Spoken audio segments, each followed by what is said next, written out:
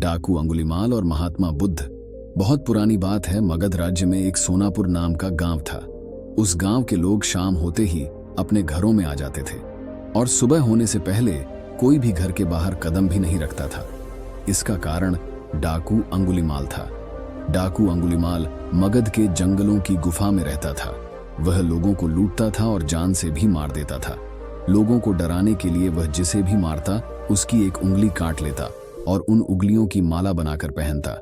इसलिए उसका नाम अंगुलीमाल पड़ा। गांव के सभी लोग परेशान थे कैसे इस डाकू के आतंक से छुटकारा मिले।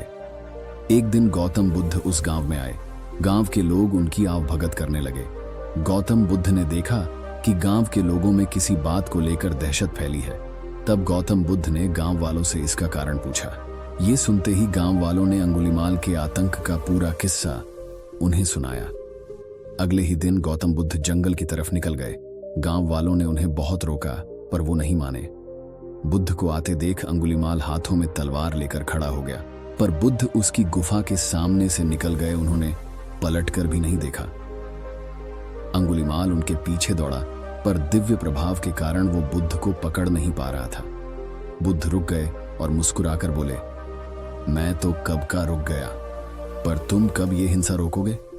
अंगुलीमाल ने कहा, सन्यासी, तुम्हें मुझसे डर नहीं लगता।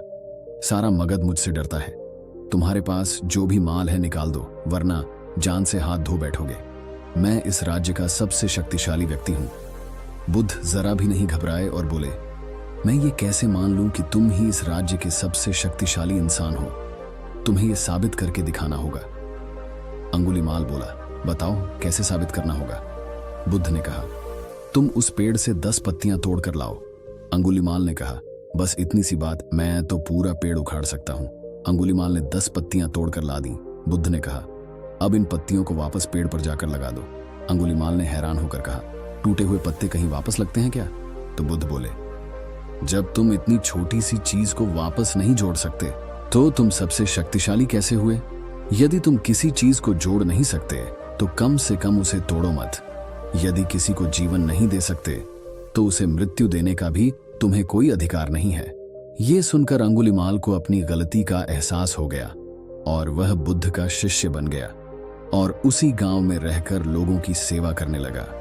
आगे चलकर यही अंगुलीमाल बहुत बड़ा सन्यासी बना और अहिंसा के नाम से प्रसिद्ध हुआ।